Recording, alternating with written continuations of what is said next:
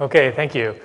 I want to share with you my research and development of a simulation code, WARPM, but first I want to thank the CSGF program, just in case I get the hook at the end. The program both influenced the direction I started off with in my research and every little turn I've made along the way through the program of study, interactions with all of you, and everything else. Let's see the clicker. All right, so I entered the field of plasma physics research.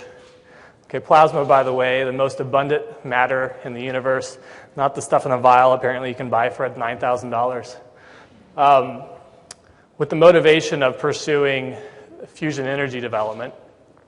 But plasma has a lot of other applications, and many of those require a more advanced model to capture the dynamics that actually influence the system, from kind of leading to a practical engineering code that you could use to simulate plasma and then build something.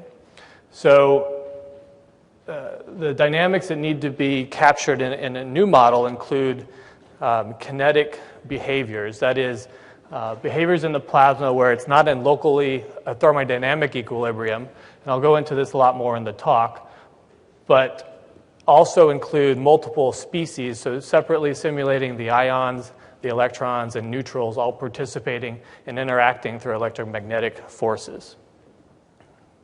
So this involves the triad or the spin cycle of my graduate career, investigating both a physical model, numerical method, and high-performance computing. Yesterday at the HPC symposium, Phil Colella said that now the development of a computational fluid dynamics code exceeds the lifetime of a graduate student. I was very nervous.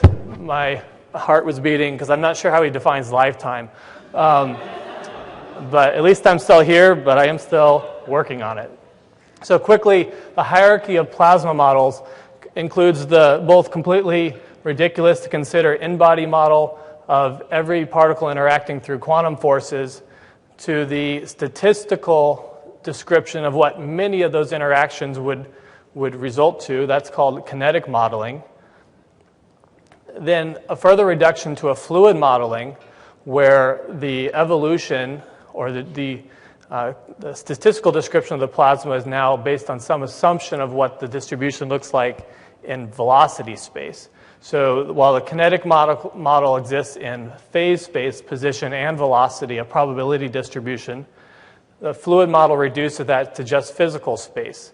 And most commonly, through Euler's equations, we reduce that distribution to being assumed a Maxwellian distribution, a classical hump, which can be described by just temperature, density, and some average velocity.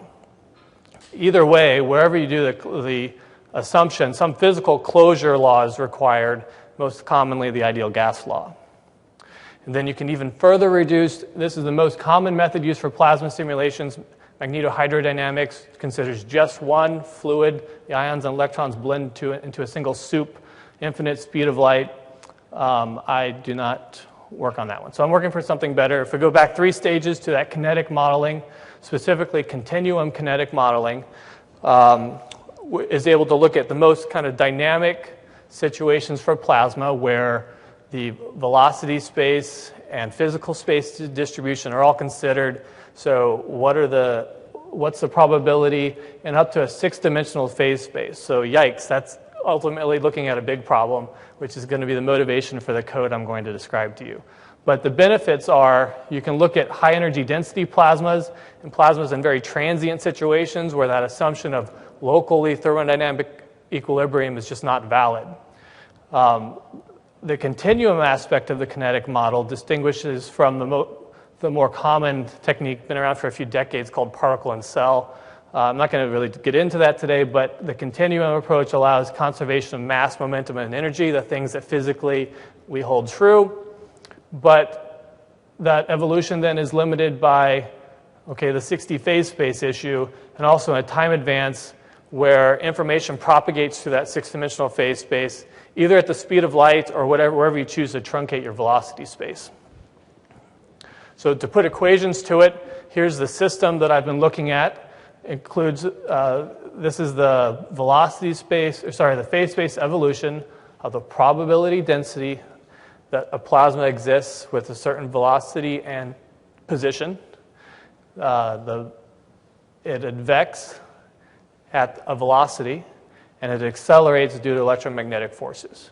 So this is the 6-dimensional phase space hyperbolic system. It's coupled with a 3-dimensional physical space set of Maxwell's equations. And then they interact through a charge density and current density, which kind of provides the coupling.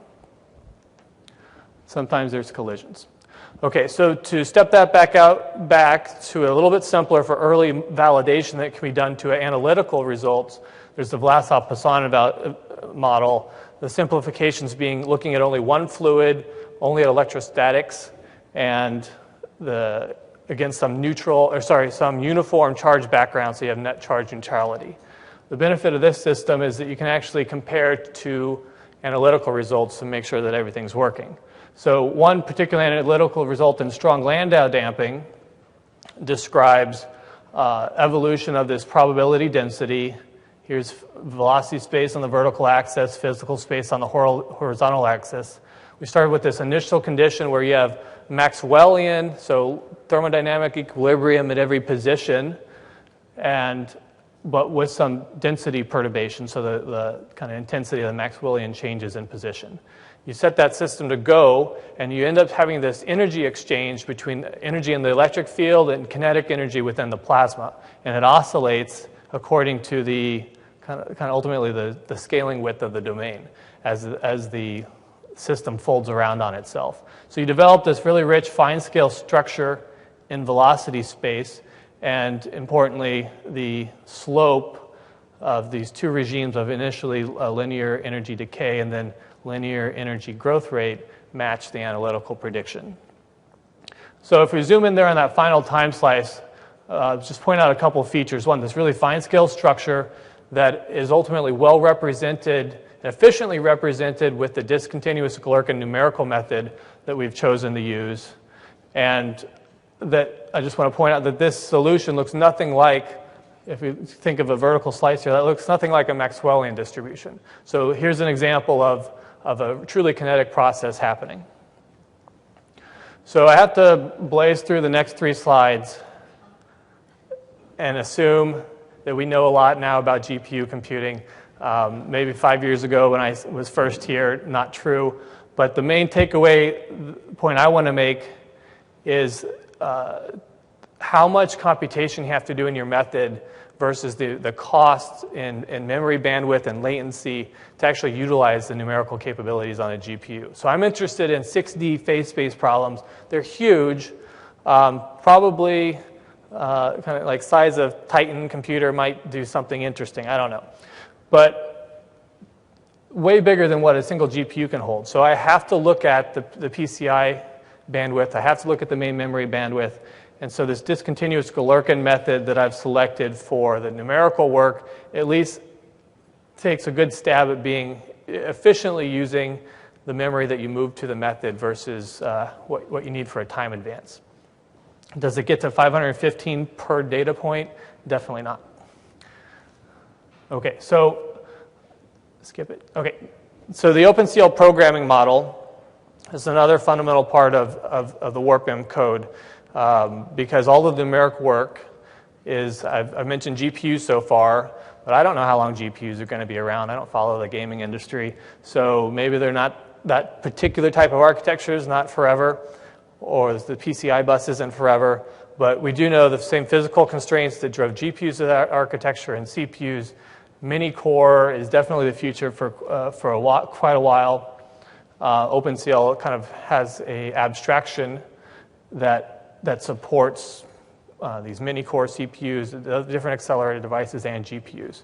It's implemented by the major players based on C99, not very abstracted, sometimes very frustrating, sometimes it's a good thing. So you have to represent everything in memory by either private, shared, or global memory space, which is a bit of extra work, but at least you get to do that so you know where your data lives. Very similar to CUDA.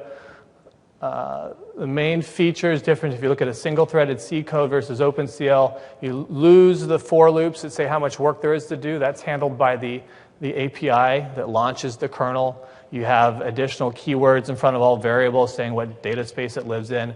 And then you have this idea of this small work group that is able to communicate and work collaboratively, but then at the highest scale, there's no communication in between work. Okay, so the new simulation code, WARPM, you said it correctly. The M, don't worry about the warp part. Warp has been around for several generations, but the M is the many-core addition. Computing advances have brought simulations of multi-fluid models and kinetic models I've been describing within reach. Hardware architecture features, though, required kind of a rework from the ground up of how the code operated. There's modern numerical methods that work well for long-time integration, the PDEs, and the plasma physics community really needs a good tool for doing these types of investigations.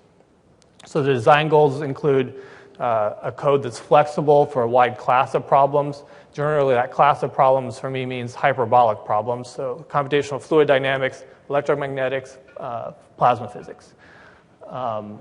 Use packages that are available. Reduce memory movement, that's the biggest point or design aspect of the code, and achieve excellent weak scaling. So the framework has 3 levels of parallelism: MPI for communication between nodes, threads on a given node for multiple tasks in parallel, and OpenCL for the bulk of the computation. So an ideal simulation machine to run on is set up to run on 1 process per node and a machine that has both a CPU and a GPU, and you have an OpenCL library for both of those. That's kind of the holy grail. And then a big machine. So I haven't quite found that yet. Maybe I'll learn something this year from someone in the audience. So that's the heterogeneous computing aspect. I want to use the CPU and GPU both to their full potential.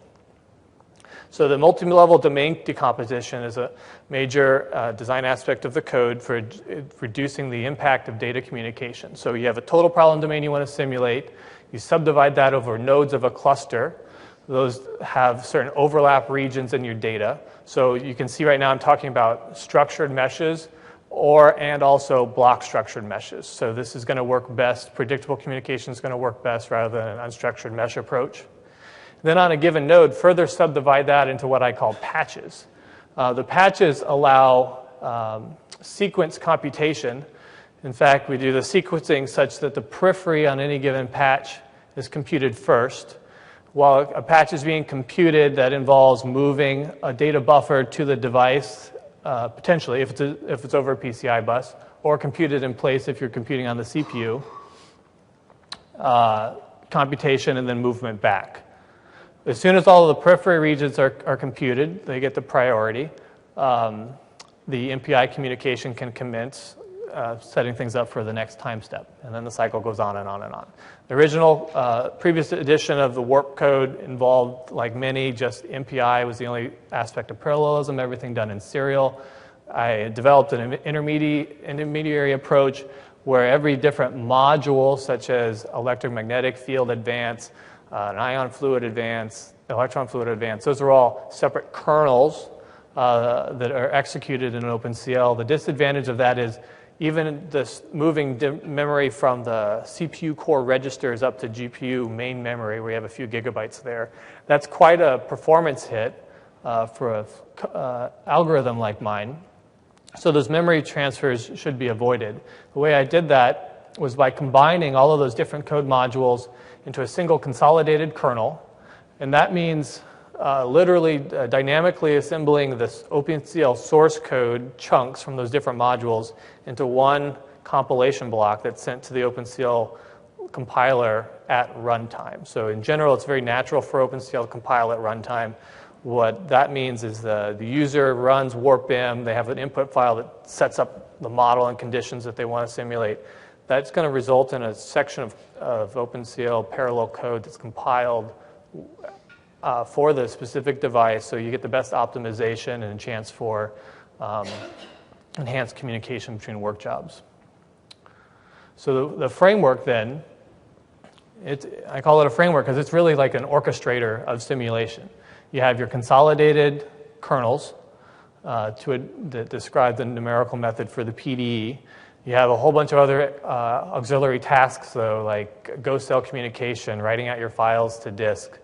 Those are all executed on the host. So you have this complicated dependency graph, sequence of events that come together into something that is orchestrated by the framework, which also manages the memory and various resources.